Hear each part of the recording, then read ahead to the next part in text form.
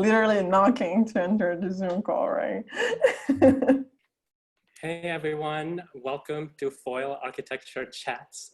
We're very excited for you to be here, and we are so happy to welcome Raísa Almeida from São Paulo, Brazil. And Raísa is an amazing artist. She is a visual designer and an art director who's based in Brazil. In 2015, Raísa was awarded a scholarship by the federal government of Brazil to study graphic design at the Maryland Institute College of Art. And since then, she has worked as a designer and art director at agencies within the United States and Brazil. And she is a co-founder of Efêmmera, a collective of female-identified street artists whose goal is to lift each other up through professional opportunities and mentorship, and to change the visual culture of the city and its built environment to signal inclusion. So Raísa, welcome to Foil Architecture Chats. How are you? Hi, thanks so much for the invite. I'm really happy to be here, speaking a little bit about my work. So we wanted to start by just getting a sense of your context, physical context. Are you in Brazil right now? What is it like? And how have the last few months been for you? So yeah, I'm here. I live in São Paulo, Brazil, and I'm here right now. And here it's been a little bit crazy, same as the US, with like our presidents doing like crazy shit and weird stuff, and not like taking care of the population at all. So like basically the same thing as the US. I think it's a little bit worse, but yeah. We are surviving here, and the last few months, it's been hard to not like being able to go out safely and to hang out, like take some like fresh air outside. It's been crazy. It's been I think I've been home in quarantine. It's been like almost five months and a week, I guess.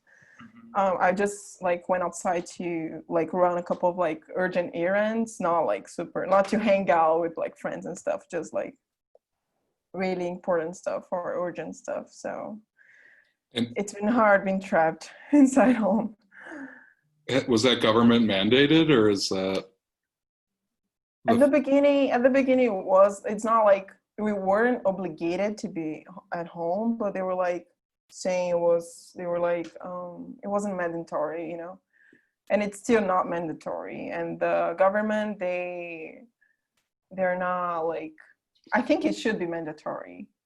I think that's one of the biggest issues as well, like here, because they didn't made it mandatory at the beginning, so people started like going out, and also they started opening the cities and the restaurants and stuff again. But we still have like more than 1,000 deaths a day, which is like, doesn't make any sense. So, and people need to go back to work as well. You know, there's a lot of people who cannot do like home office, or their employees, their employers they don't like help them to be at home. Also, the government they don't like give any support to people to be at home. You know, so like, we are like in this crazy madness here.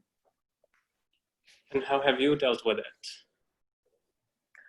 I'm pretty sad, actually. I'm like super upset that like we saw everything coming, you know, like when we were seeing like the countries in Europe and stuff, we knew what was about to come, and then we did nothing. And it's really frustrating, you know, to say like, hey, we know this is about to begin. We know how it's gonna come, and the government did basically nothing. Like when we like starting to reach like the peak, the airports were like they were open. They're coming people from like China, from Italy, from all over the country. Like the airport was not closed, or they weren't doing anything at the airport. So it's like what the heck? People with like the virus are coming in and you guys are doing nothing, basically. Yeah.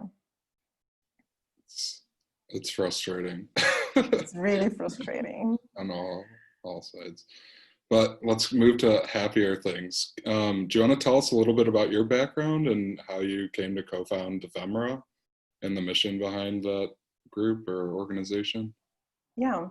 So my career started with editorial design, but as like a hobby or a side part, I've been doing graffiti since 2007. So since I was like 12 to 13 years old, I've been doing graffiti. Unfortunately, it's not something I've been doing like a lot or every week or every month, because I've always been putting other things in focus in my life, like going to school and like studying, going to college and stuff. But it's something I really like to do. And so when I was 13 years old, I met some guys that used to paint, that do graffiti like near my old neighborhood, which is like in the outskirts of São Paulo. I live a little bit near downtown nowadays. And they started teaching me graffiti. And so this is like about 2007, 2008. And I'm trying to think about like a good timeline to talk about it. So yeah, they started teaching me graffiti, but yeah, I already saw it was a little bit of like a sexist place, you know. There weren't many girls painting at the time, or I mean, I think there were, but not they didn't get the proper attention, you know. So I started getting a little bit like, I don't think this is like the best place. So I started focusing on other stuff. So I've been always interested in art and design. I thought like back in the day about studying architecture, but I decided to go to design side. And so yeah, I started with editorial design. My career started at publishing companies, and then I moved on to advertising agencies and stuff. But I've already worked with letterpress, printmaking. I've done a lot, yeah. And then around 2012, yeah, my friend Bella, she's the founder. She's the creator of Efêmmera. She's a journalist, and she also does graffiti. And she was researching about women that do graffiti for her undergrad thesis.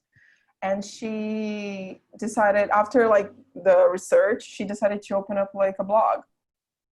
And she needed help with the blog. So I joined her to help with the blog, the design, the template and stuff like that.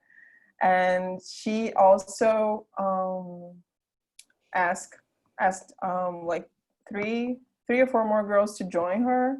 So they used to go outside and paint, but it was just that, like Efêmmera at the beginning was just that. It was just like a blog with interviews with other graffiti artists, women graffiti artists, and they used to go outside to paint. But then things started to grow so much, and a lot of like companies and brands and stuff started reaching out to us to do commission for them, commission work. So we used to organize and produce events or live paintings, murals, things like that. And then we realized we had to like make it a business, because there were no businesses like that focusing on street art here in Brazil. Mm-hmm. So that's where me and my sister and other girls, we co-founded like the business Efêmmera. Mm-hmm. So I am the co-founder of like the business, not the Efêmmera blog. And so yeah, and their mission shifted a little bit, because when we started getting this attention, we thought we can help girls to use their work to grow in the art, you know, to gain attention, because like all the the curators of exhibitions or anything that happens related to graffiti here in Brazil, especially São Paulo. São Paulo is like the biggest point, like the biggest center of like graffiti here in Brazil. It's always the same people, which are male, and they always choose the same people. It's always the same artists, and you know, they don't give space to really talented other artists, or they don't help other artists to grow, you know. So we thought it was a good opportunity to help these artists, especially women. And yeah, that's it. We connected a lot of like rising artists, but also artists that had a lot of experience.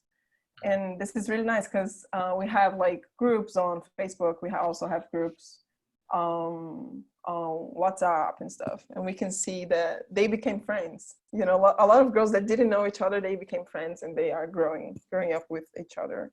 So that's really nice. That's amazing, because, you know, we sometimes think that sexism or racism exists out there, and like artists are inherently like a force of good, trying to like make the world a better place by like making it more interesting and asking important questions. But the question of representation is so important, and the question of the field itself, or the who has the opportunity to be creative or to make a mark, is also a contested space. And I think that your project that we're kind of focusing on today really kind of demonstrates that. So with that, I wanted to ask you, could you describe for us the Rotary Square Basketball Court, and how did the project come about? And also, what was the relationship with Nike like? Like, did you approach them, or how did that collaboration happen? I wanted to interject really quickly. I want to know what you classify as graffiti. Is it just like is it street art? I'm sort of ignorant to this, because in whatever my Midwest American context, it's like there's a kind of element of anti-institution, sort of rebellious, or even vandalism involved. So I want to hear that. And then this relates to kind of like working with Nike, which is like definitely kind of like a mainstream, huge corporation. So I'm just adding that element into the larger question. Yeah. So I think the biggest difference between, for me, graffiti, the meaning of graffiti is to, it's been, how can I say that? I think it relates to vandalism and stuff like that. For me, like the roots of graffiti are that. And I think the biggest difference between graffiti and street art is what became like doing murals for brands and doing like things for the city. They're not illegal. I think the biggest difference is that when it becomes commercial, I think it's a street art. And when it's not commercial, it's just like the artists expressing themselves, you know, like it could be vandalism, it could be illegal, it could be legal, but just like an expression, you know, of themselves. I think it's like graffiti. But here in São Paulo, we also have another, how can I say that? Another like type of art that I think in the US, it's more like the tagging, you know, tagging style, like tagging their names, their like territory, their signatures on places. Here in Brazil, we also have tagging, but we also have pichação. And pichação I think it's amazing. But most of people here in Brazil, they don't like it. Because it's pichação, it's illegal, but it's another like type of graffiti. For me, pichação is also graffiti, you know. But yeah, there's this. I think the biggest difference is that when it becomes like commercial, we call it street art. When it's just like the expression of the artist himself, like it could be illegal or illegal, it's graffiti. I think this is the biggest difference. But yeah, for me, graffiti involves like doing characters, or doing like wild style letters, or doing like geometric shapes, or doing pichação, or doing tagging. For me, graffiti involves all of that too. And you started as doing commission work? I do character. I do women. And I do women that are related to my indigenous background. So I always try to envisionize like strong women, you know, with a little bit of indigenous look. Also related to like the strong women in my family. So that's the connection I do with my graffiti work. And so now going to the court. So the Rotary Square, it's a square in downtown São Paulo, and it is used, I mean, it was now because of pandemic, but it is used as a place for practice of basketball by a group of women called Magic Minas. Magic girls, if I was like literally translating. And they, so yeah, this court was like super not well conserved. It was like super damaged. And Magic Minas, they used to use that space, and I'm gonna speak a little bit about the history of Magic Minas because I think it's important. So Magic Minas, they became Magic Minas because they were trying to use this court, the Rotary court, to practice. They had an agreement with other like groups, like football groups, soccer groups, and other basketball groups, mostly male groups, to use the court. They said, oh, on Mondays and Wednesdays, we want to use the court at 7 p.m. That's okay. We have this group of girls who want to practice. And they said, okay. But they never really respected that. So what happened, they decided to occupy the court. They're like, no, we're going to occupy the court. Like Monday, 7 p.m., we're going to be there and we're going to use the court like as we agreed. And they did that. But like they didn't expect the huge attention that was gonna have. So there's this famous basketball player. Her name is Magic Paola. She was from the national team, the national Brazilian team, and she joined the Occupy, the movement Occupy Rotary Square. So that's the reason they decided to put Magic on the name. So it's Magic Minas because of Magic Paola.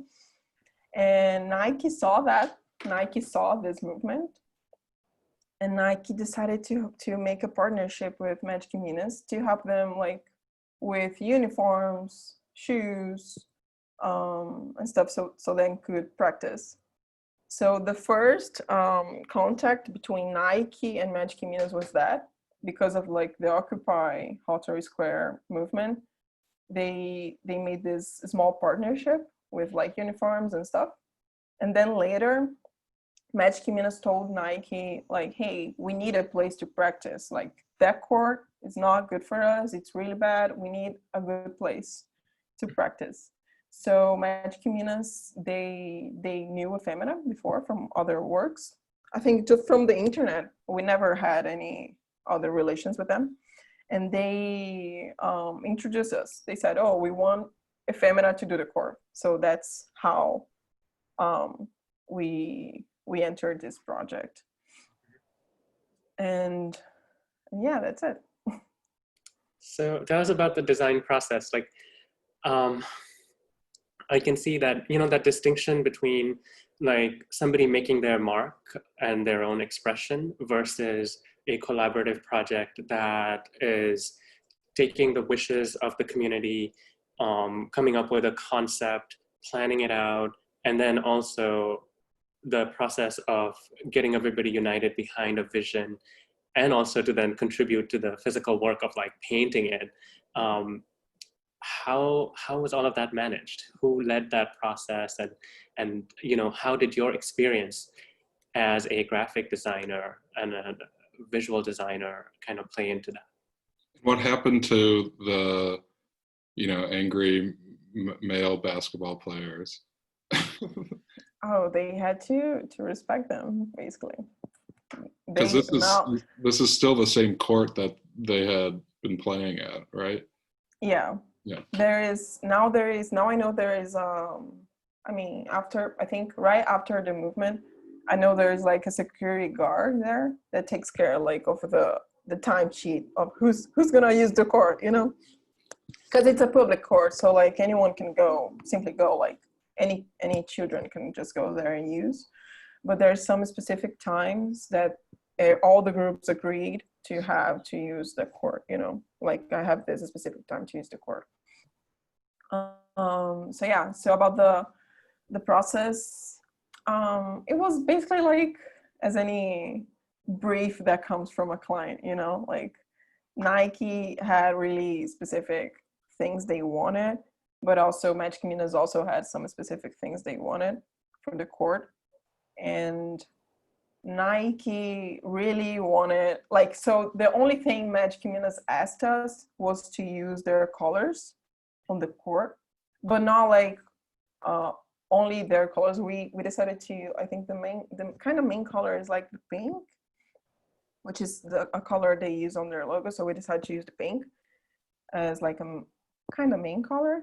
But Nike really wanted the court to be similar to the other court they did in Paris.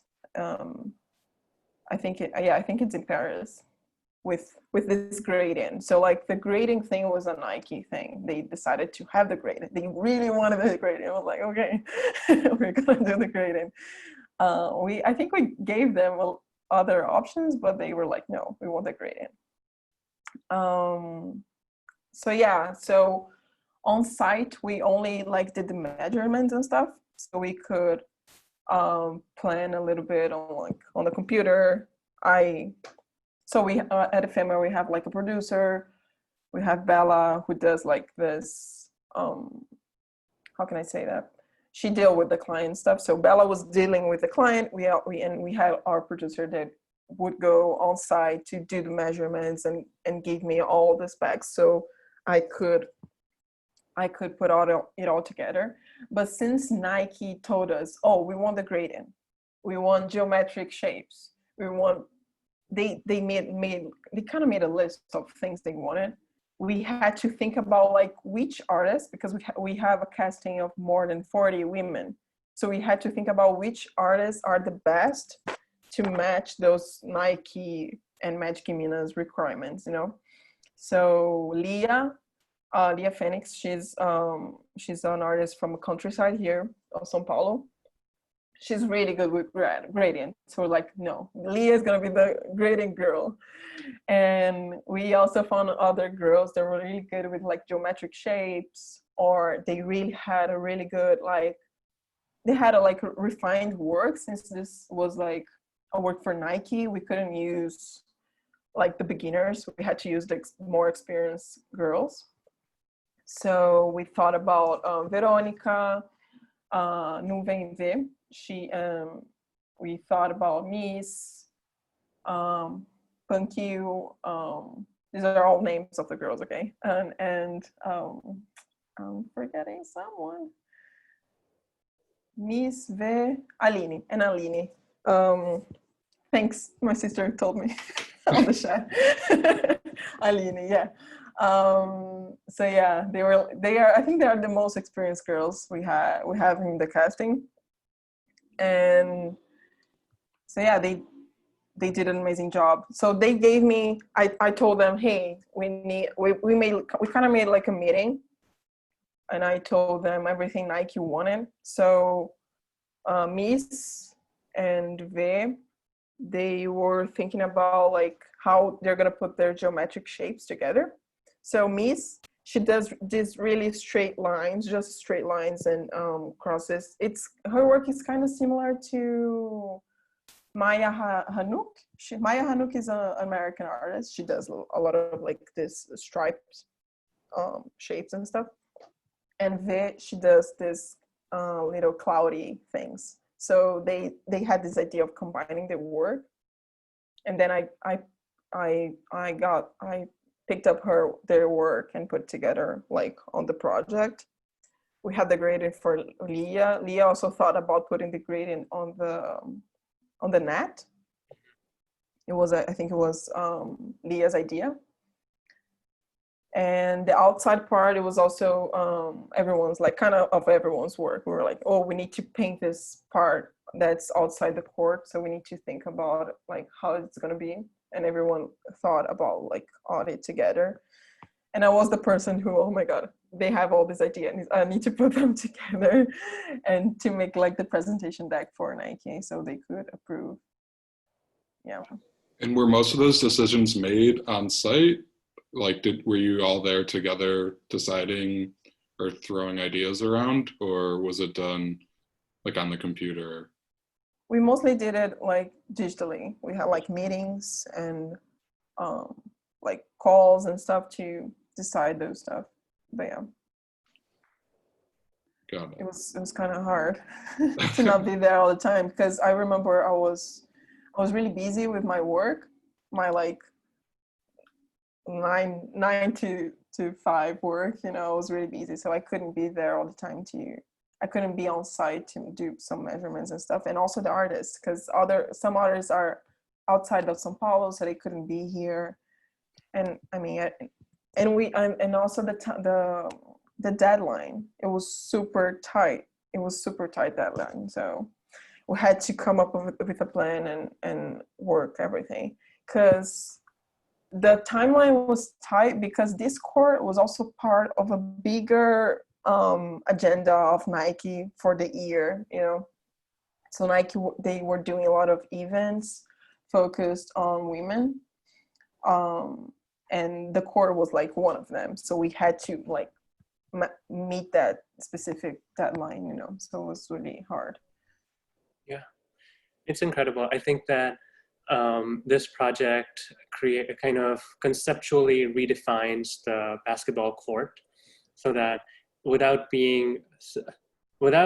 having to even state that, you know, this is a space for a women's basketball team, it kind of takes up that space, while at the same time being abstract enough to invite everybody in, but change the conversation that happens once you step onto this court. So I think that's really beautiful, and it's so graphic yet also nuanced. So it doesn't feel like, you know, when you're in the space, it doesn't feel overwhelming. Interestingly, we wanted to ask you about like the cultural context. Like, what does it mean in Sao Paulo to claim public space or outdoor space in the city for women and for girls? So I think this project, it was like huge. We got a lot of media attention because of that. And I think it's because we had like, it was like a project made 100% by women and for women, you know? So like this like kind of headline was really got a lot of attention, and I think it kind of matches like the importance of having a public space like this in São Paulo, you know. And it's also, I think it's this public space is also important because the city, the government, they kind of don't take care of the parks here in São Paulo much. You know, they only take care of like the bigger parks, like the famous ones, like Ibirapuera is like a really famous park here in São Paulo. There's a lot of Niemeyer works in there. And like the city, basically, they don't care about like the small parks that are like inside the small neighborhoods, you know. And this specific court, I think it's super important for downtown São Paulo, because it's kind of in between two very different places, downtown São Paulo, because downtown São Paulo, it's not super well treated by the city and the government. It's like it's like downtown LA, you know. I think it's a good comparison with the US. There's a lot of like homeless people, old buildings and things. The city don't take care. And I think the city should take care of like this old buildings, historical buildings. But this court is in between like a poor downtown area of São Paulo and a very rich downtown area, which is Higienópolis and Santa Cecília. So this court is right in between these two neighborhoods. And I remember after the court was ready, a couple of times I went there just to see how it was. And we could see different types and different, how can I say, different types of children and people using the court, like from rich people to poor people, you know, like everyone was there together using the court. And I think that was really, really nice. And this court is also close to, it's like next to a public library. So a lot of people use the public library. And it was nice to see that people really use the space, but it's kind of sad to see that the city, they don't care about the space. They don't care about spaces like this. And it's also, and something that it's kind of sad about this project, it's that Nike made an agreement with the city, with the mayor. They said, they kind of made an agreement, and I think the city was supposed to take care of the court, but also Nike was supposed to take care of the court. They both should take care of, like, take care of the maintenance of the court. And like 3 or 4 weeks after we opened up the court for public, some things were already broken because it's a public space, right? And they were never fixed until today, you know. So yeah. They basically don't care, you know. Even having artists doing work, making the public space more attractive or things like that, like the city don't care. That's interesting.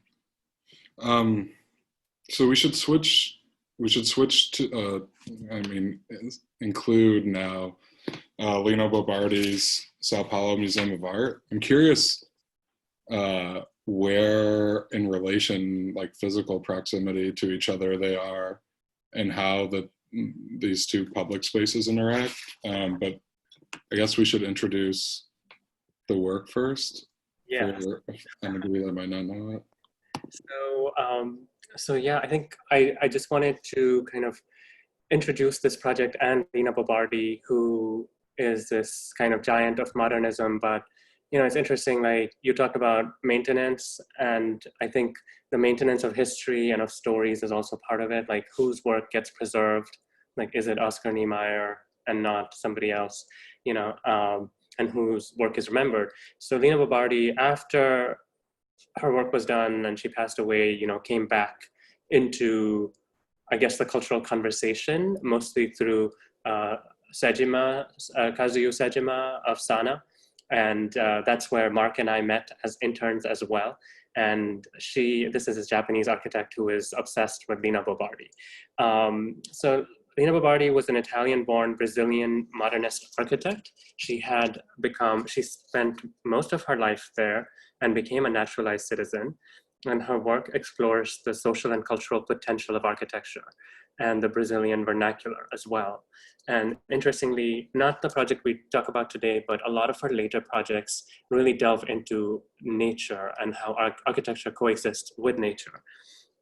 So she spent the early part of her career in Rome and Milan, where she went to school for architecture. She even started her own office after collaborating with another architect, but there were no new projects because this was right in the middle of the Second World War. And in fact, the building where her office was housed was bombed out. And so she just lost that space. And then, you know, she starts working as an illustrator for a lot of architecture magazines. And in 1945, Domus magazine commissions her to travel around Italy and document and evaluate the situation of the destroyed country.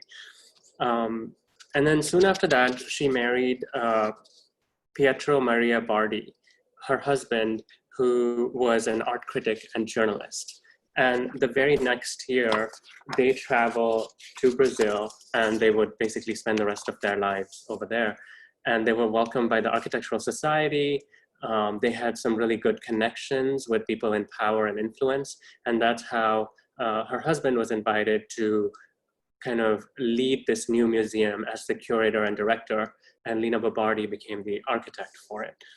And here you can see an image of her in the house she designed, Casa de Vidra, the glass house in São Paulo. Here's another image of that. And the house is kind of suspended above ground in the middle of what appears to be lots and lots of vegetation. And this is what the interior of that looks like. And she's this amazing person who did a lot of work, and the ideas there seem to be almost of this present time, where we're starting to think about how architecture lives with nature. And a lot of furniture design, and also thinking about, in the design of this museum, the Museum of Modern Art in São Paulo, how the artwork would be displayed. So the whole building, you know, is lifted off of the ground to create a public plaza. Here is a sketch, an initial sketch of what that activity she wanted to imagine. We're looking at it here from the other side, with the street being the avenue behind the building and the plaza extending out on the other side. Here is a collage of the building that she created. You can see that entrance stair was not able to be realized. It was a little bit more humble, the thing that was created. And, you know, she was a foreigner and a woman in Brazil, and she had this concept of art povera, or poor architecture, which was something that's super essential and then is accessible to more people beyond like the cultural elite. And here you can see her with her famous glass easel for this museum that's wedged within a concrete block. And the exhibition itself was kind of like the New York City grid, where it's highly organized, but you can walk through it in whatever way you like. So in that sense, giving control of the space back to the audience members.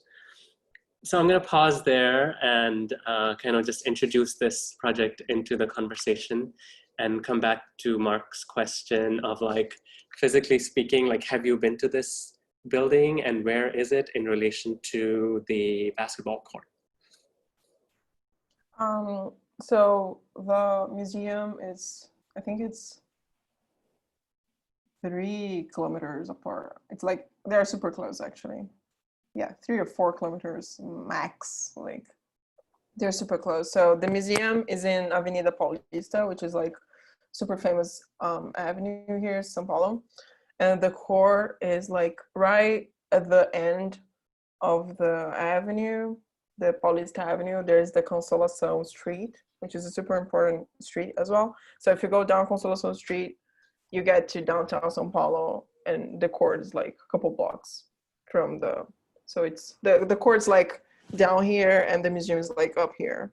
There's this level difference, geographic difference. But yeah, they are super, super close. And in terms of like maintenance and the government or whatever, is there more of an emphasis on upkeeping this kind of public place? Or is it similarly like on the institution itself to do it? Or like what's I'm pretty sure MASP, we call it MASP here in Brazil. I'm pretty sure MASP takes care of it like by itself. I don't think it has any help of the city or the government. We are living kind of dark times down here, but like since always, like the government doesn't care about like cultural spaces here in São Paulo. That's my point of view. The government doesn't care. We had government like at all as like a huge thing, not just São Paulo government, but like the Brazilian government, they don't care. We had a huge fire on the National Museum in Rio de Janeiro last year. The president didn't care at all. We lost a lot of like historical archives, like some archaeological stuff. So like it's not just like Brazilian culture, it's like human like history, you know. We lost a lot of things, and because the museum didn't have any maintenance, you know. So I think MASP, there's also Pinacoteca, it's a famous museum here in São Paulo. And because they are, I think they have a lot of private money, I think they are better taken, they are better well taken than public museums and stuff down here. But yeah, it's basically, I think they take care of themselves basically. I think, I mean, this image, the sketch you have, or concept art you have up here, is interesting to see what was imagined, like how the courtyard was imagined to be used by the public. What is that? Is this accurate? What do people actually do there? And how does it compare maybe to the courtyard? I wish it was more like this drawing actually, and it's kind of, I think it's just like I think this is just how she was envisioned, because there's also, we don't have this much backspace on the back of the museum. It's a little bit shorter. Mm-hmm. But yeah, they let me see. I think 10. I want to say 10. I think 10 years ago, they used to use this space a little bit more often with like, I'm not going to say things that are similar to that, but like sometimes some like artistic groups, since it's a public space, anyone can go, simply just go. They used to make like stands so people could interact. There's like some kind of installation that people could interact and stuff. But I mean, it's not like nowadays, it's not, people simply don't use this space anymore as they used to use, because Amasp is right in the middle of Avenida Paulista. It's right in the middle. And Avenida Paulista is it's this like kind of financial center of São Paulo, super important. There's a lot of like important buildings nearby. There's a lot of there's easy access to public transportation. So it's a place, everyone is there. Everyone like, it's passing nearby. And I remember me and my sister, me and my friends, we used to like, let's hang out on Avenida Paulista. Like there's basically nothing much to do there, but we just like walk on the avenue. And we used to, let's grab something to eat and eat at Masp, you know? So there's like a bench people can sit and use. So we would go there and just see the view. Cause like on the back, I remember, I think one of the things Lina had to put on her project, and that's why there's this like empty space underneath the museum, is that it could not block the view of the sightseeing nearby. It could not block the view. So there's a really nice place so you can take a look of 9 de Julho Avenue. It's an avenue that goes under the museum. It's kind of crazy. So like the museum's like up, it's like up here, and there's like a tunnel and an avenue that goes under it. So you can see this huge avenue and all the buildings behind it. And so yeah, I used to go to that place. Everyone used to like, let's meet at Masp. It's like somewhere like people are gonna meet on the Avenida Paulista. And so yeah, but nowadays, I think it's been like 10 years or so, people are not using that space anymore. Like on a daily basis, it's a place, it's a very like important place for, how can I say? Oh my God. So like, oh, I forgot the word. I want to say manifestações. Like public gathering, like for political reasons or any public gathering, they meet at Masp. It's always, everything starts at Masp. So like, let's meet at Masp at 5 p.m. to do this riot, to like demand stuff. So Masp, it's this point in the city where a lot of things happen. It could be, I could like meet you there for us to have a lunch, or it could be like a huge political public gathering, you know. And was this building your first exposure to Bo Bardi's work? Yeah, I'm pretty sure it was. And most maybe. Yeah, and it's something I want to also say is that nowadays people kind of don't use it much, but I think it's because of a little bit of prejudice, because since it's a huge coverage and we have a lot of homeless people in Avenida Paulista, so homeless people use the museum as a shelter. So I think people have a lot of prejudice about homeless people, so they don't use this space anymore as much because of the homeless people. But I think it's important. The museum is important for them because it's a shelter, right? It's a place so them can have like shelter from the rain or the cold.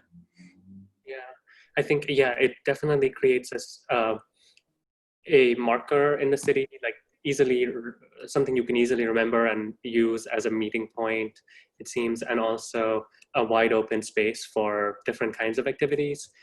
I think that the Lina Bo Bardi of this early years, I mean, this museum took 10 years to build because there were a lot of problems and funding issues, and it got paused, and then finally it was done, and this huge, amazing moment. But the Lina Bo Bardi that designed and built this versus the later architect who was a lot more attuned to the native kind of Brazilian architectural language and cultures, and maybe may not have made such a monumental structure that's so bare. And that to me is an interesting contrast with your project, where you took another space that's kind of, it seems like almost a forgotten space or a space of like industrial production, but lacking kind of a visual identity. And you kind of defined it in a way that it became another kind of meeting place or a destination for people.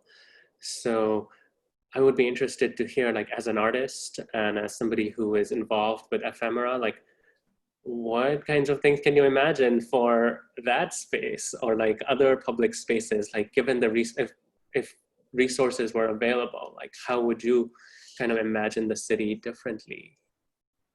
The city, the whole city, or the core, or Maspi, or either that specific Maspi or like places like that in the city that seem to be like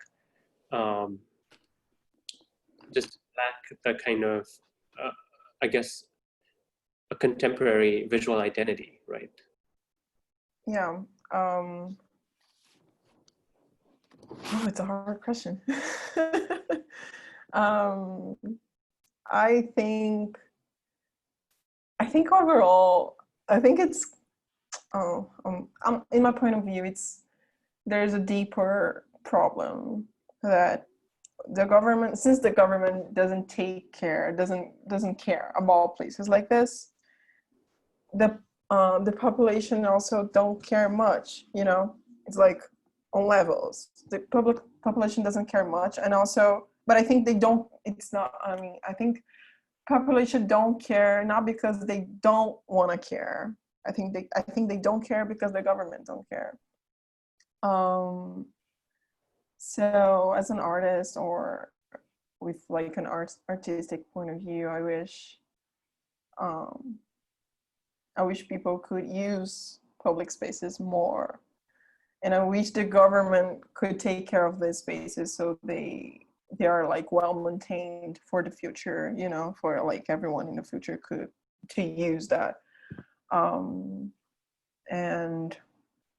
I don't know, yeah, I think that's it. And also something I want to say about Maspi, maybe since both of you don't know much about like how Maspi is between like people that live here, right, in comparison. Maspi, unfortunately, Maspi is a very expensive museum. It's not free, and the only free day is on Tuesdays.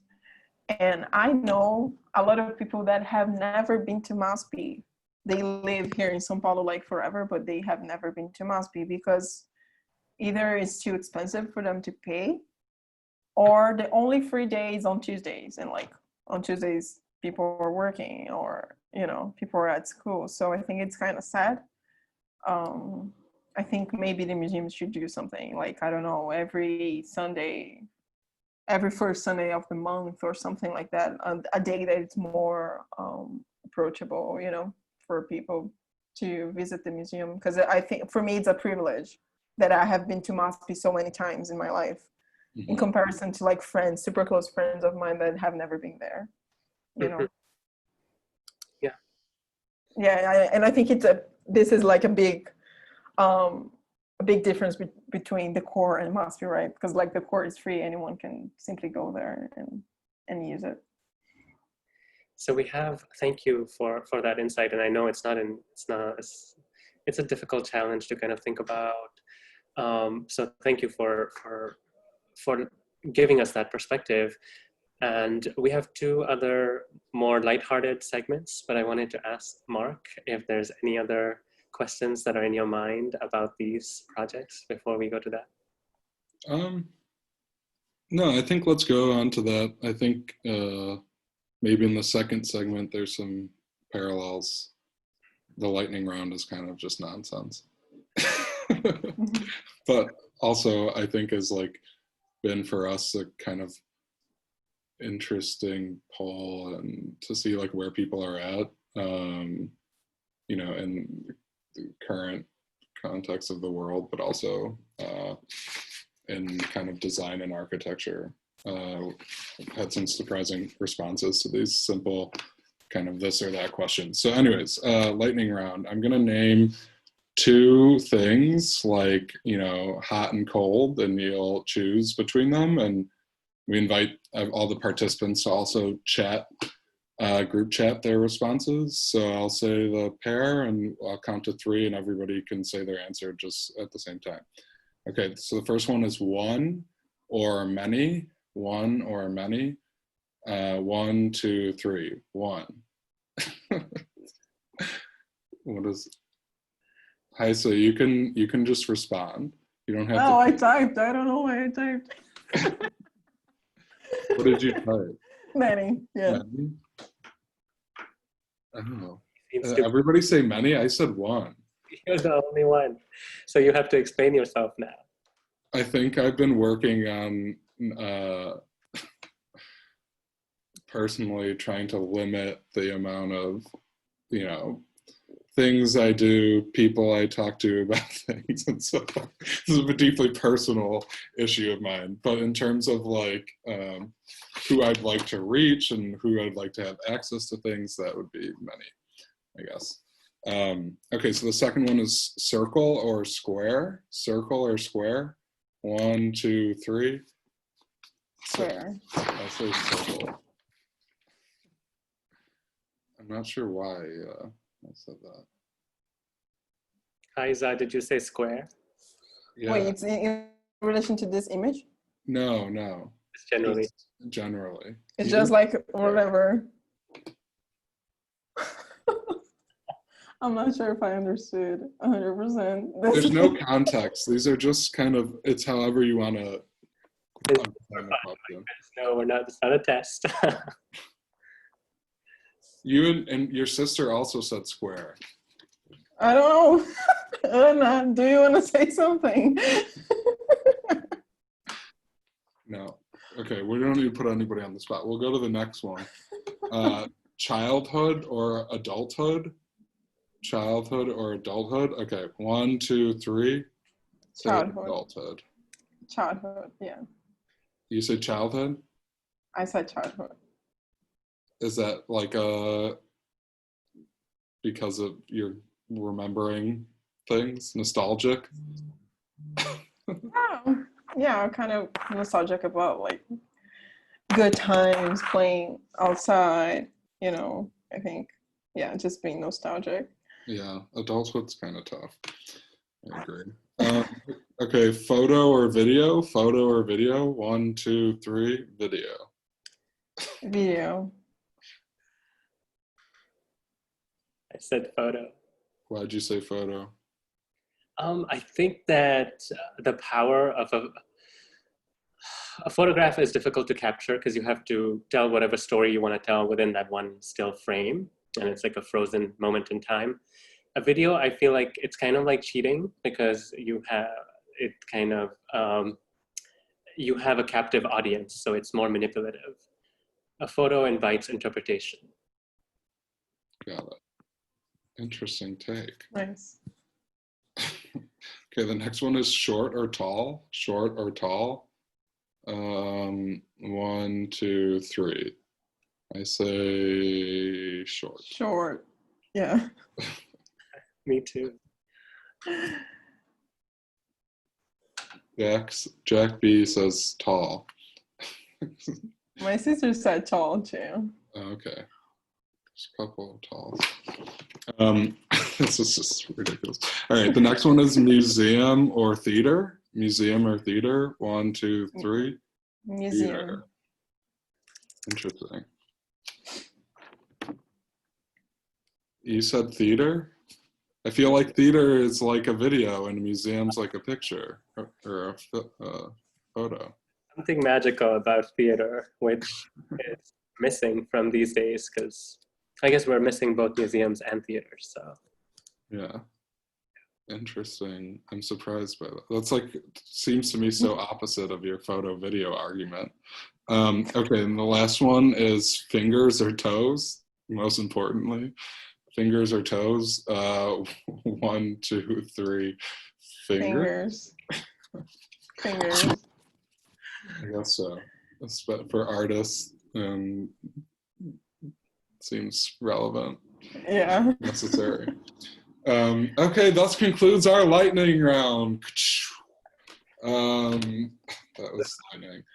The next, it's called Assess a Building. We'll show you 1 or 2 images of a building, and we'll tell you what it's called, maybe, maybe not.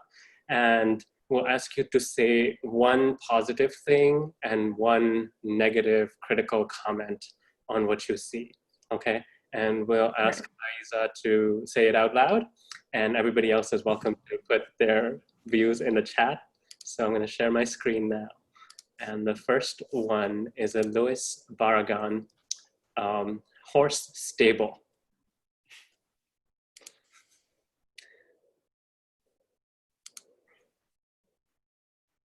Here are 3 photographs of that. So what is one thing that you like about this architecture? I really like the use of colors, and it reminds me of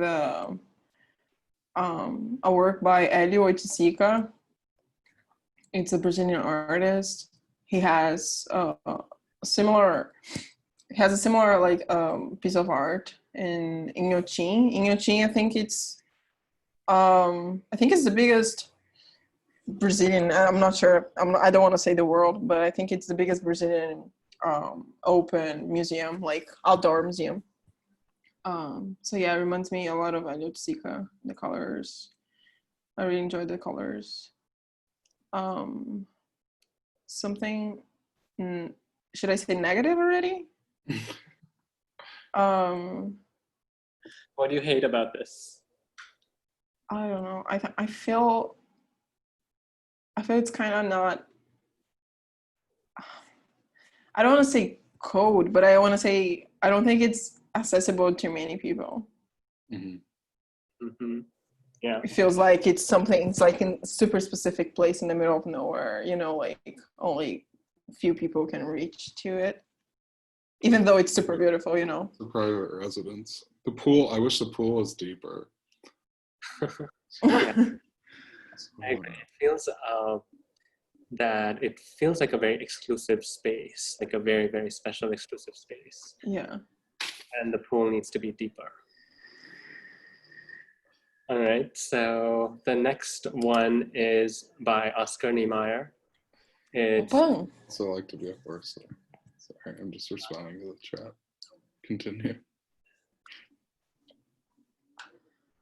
I love this building. It's near the court, by the way. It's super near near the court. So it's CUBOCC. It's mostly residential, but like the first floors, I think the first 2 or 3 floors are commercial. So they have a lot of like restaurants. Some famous restaurants are down CUBOCC. What I love about it, it's the architecture itself, it's super different from the other buildings nearby, you know, the curves.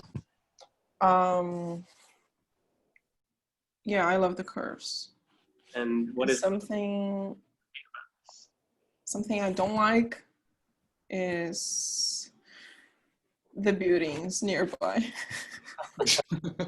I wish it was like just Copan, you know, but there's a lot of this like other buildings in front of it. When you're like on the ground level on the street, these buildings like kind of block the view of Copan. That's the negative thing I want to say. It seems responding to the city though, like it seems like this was the kind of Z-shaped or whatever N-shaped like plot that they got, and the building seems to be responding to the just like the congested nature of everything around it. Mark? Yeah, but I'm like 99% sure that there's two buildings like on the bottom right corner they were built after. Mark, what do you think? I like the building a lot. It's kind of surreal in a way. What do you hate about it?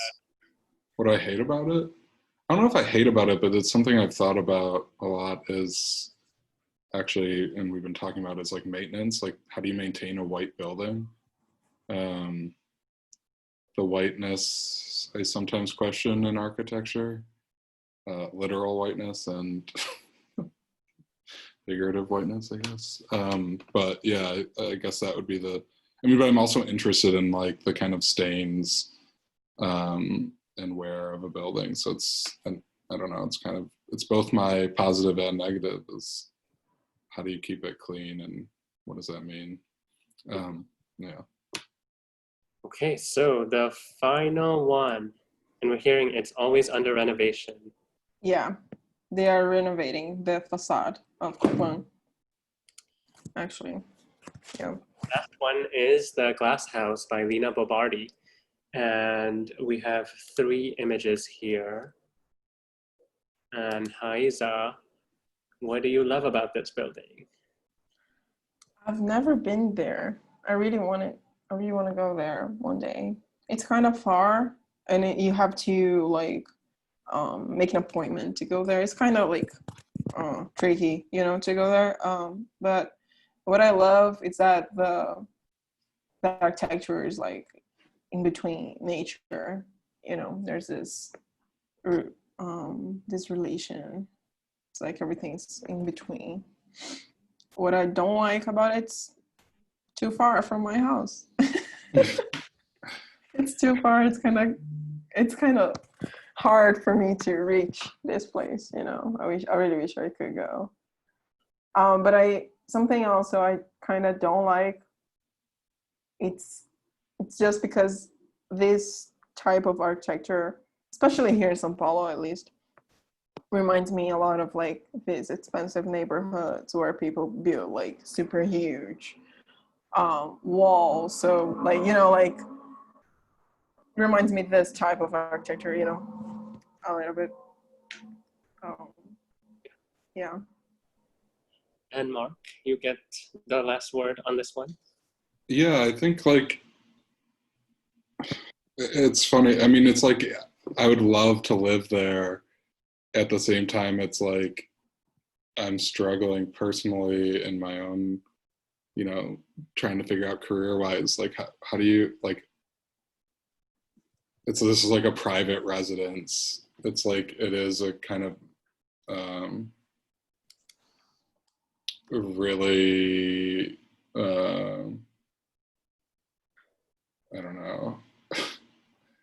It's like I just wish it was more accessible to the public or something like that.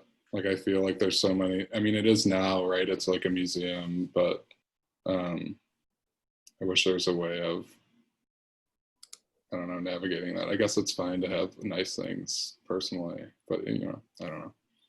Yeah, it's interesting that the back of the house actually, there's a whole back section.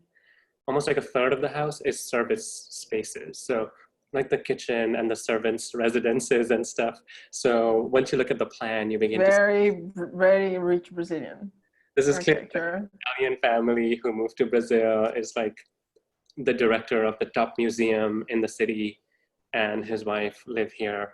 So yeah, I think there's some questions, but also quite a lot to admire from a visual point of view. Yeah, this is what you said about having like this all like service space inside houses. It's like very popular here in Brazil, especially like 70s, 60s and 70s apartments. So if you see like the layout of these apartments, there's also like a tiny bedroom which just fits a bed. It's literally just fits a bed, and there's this tiny bathroom near the kitchen for like the maid or the domestic worker, you know, like it's very like Brazilian architecture. It's like I hate that. I hate that so much. It's kind of it has roots on our times with slavery, stuff like that, you know, has a lot of roots in that. So it's really bad. And as somebody from Pakistan, like I can relate to that as well. Like we have a lot of modernist architecture as well. And we also have a lot of like luxury homes with like servants' rooms and stuff. And there's a conversation for another day of like, you know, it's a very labor heavy population. So like a lot of the people are in jobs that, you know, in the United States might be perhaps like automated already. But regardless, I think this issue of class and race and, you know, indigenous versus like immigrant situation is very deep questions to consider. So with that, I want to thank everybody for joining us today. Raísa, thank you so much for Thank you so much. It was really nice. And your perspectives. We really appreciate it. It was awesome talking to you, seeing the work. Yeah, it was amazing. Thanks so much. And thanks to all my friends who joined here and participated. Yeah, it was really nice. Thanks so much for the invite. Thank you, everyone. Take care. Bye-bye. Stay safe. Bye. Bye.